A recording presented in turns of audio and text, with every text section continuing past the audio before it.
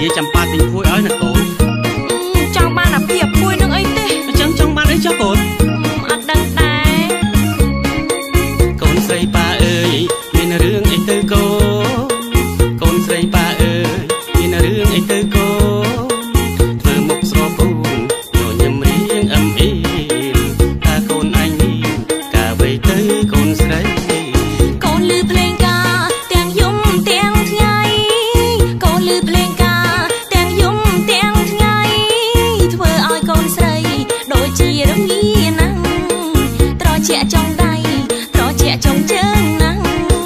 ចាំប៉ាទិញភួយឲ្យកូនមួយយ៉ាងក្រាស់ចាំប៉ាទិញភួយឲ្យកូនមួយយ៉ាងក្រាស់ប៉ាជឿជាក់ច្បាស់ថាកូននឹងបាត់រងាព្រោះសាច់ភួយក្រាស់កូនគេងកង់ក្តៅស្រួលភួយល្អយ៉ាងណាក៏កូនមិនតទួ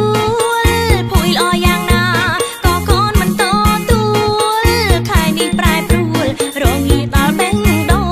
ងប្រាប់ប៉ាឲ្យយល់ថាកូនចង់បានប្តីចង់100ចង់បានប្តីខ្មាស់គេណាកូនប៉ាមិនទាន់ឲ្យកូនមានប្តីទេ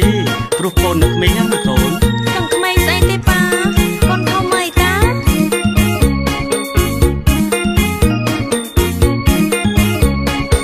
ជឿប៉ាចុះកូនកូននៅក្មេងណាស់ជឿប៉ាចុះកូនកូននៅក្មេងណាស់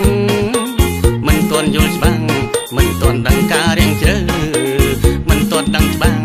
ពីជីវិតរស់នៅពេលគេចូលស្ដីប៉ាឆ្លើយថាមិនអោយទេពេលគេចូលស្ដីប៉ាឆ្លើយថាមិនអោយទេប៉ាក៏ដឹងដែរថាគេនឹងខកចិត្តប៉ាក៏ដឹងដែរគេខកចិត្តយ៉ាងណា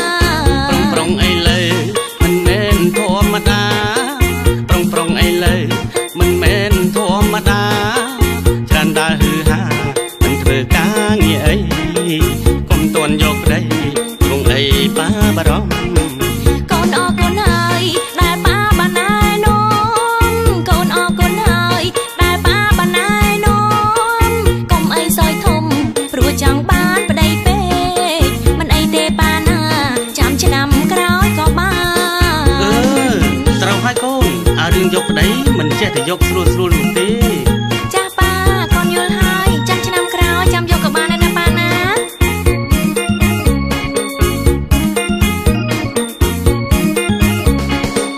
ជឿប៉ាចុះកូនកូននៅក្មេងណាស់